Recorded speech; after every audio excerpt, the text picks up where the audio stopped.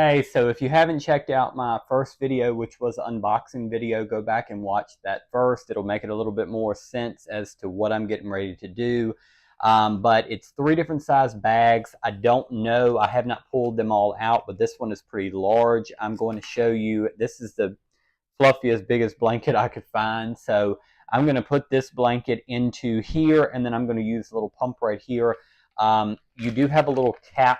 I don't know if you can see it, that you unscrew, and that's where that pump will connect to. So I'm going to go ahead and leave that off. Give me just a moment. Let me get this put in here, and then we'll go from there. I want to make note that if this does pop off of here, that is okay. This is not attached to it. It just helps you seal it. All right, so we've got it mostly in here. I'm going to push it on down a little bit more, and then I'm going to go ahead and seal it, and then I'll show you how the pump works.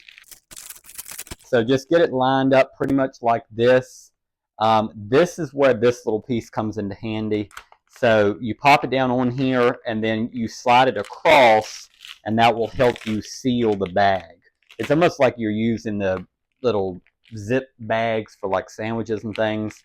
You just slide that across. I always do it 1 or 2 times because I want to make sure it's sealed.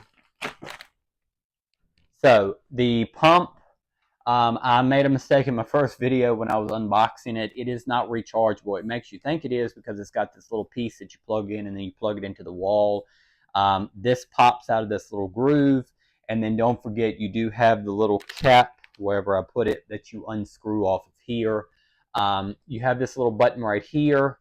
So what you're going to do is you're going to pop this down on here. It doesn't really screw, it's just rubber, so it sits down on there, and then you go ahead and turn it on. So as it's going on down, I mean, it takes a little bit, but you'll see the air leaving the bag is shrinking on down. Personally, I always help push it on down. I don't see where that hurts anything. I mean, it's taking more strain off the pump by doing that.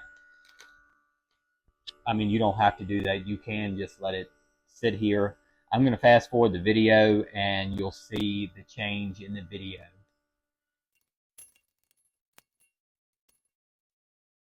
So that's, I mean, you can already tell how much different it is, but it's still pulling out air. So I'm going to let it sit here for a moment. Now the user manual, I'm the typical type. I haven't even looked in the user manual, but I would say when you start hearing a change in this motor, that's probably when you need to go ahead and shut it off.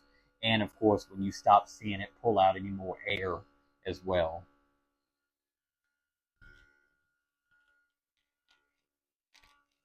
So even with it like this, I mean, you can see where it's taken probably 3 heights worth of this and pushed it down to 1. You can hear the pump pulling on down some. That's about as much air as it's going to be able to get out of it. So all you do is you go ahead and pull that off of there. Now there is this little rubber piece that keeps the air from being able to go back in. Make sure that that is pushed down in there. And then other than that, that's pretty much it. I had the little cap I was going to show you. Oh, it's right here. Anyway, here's the cap.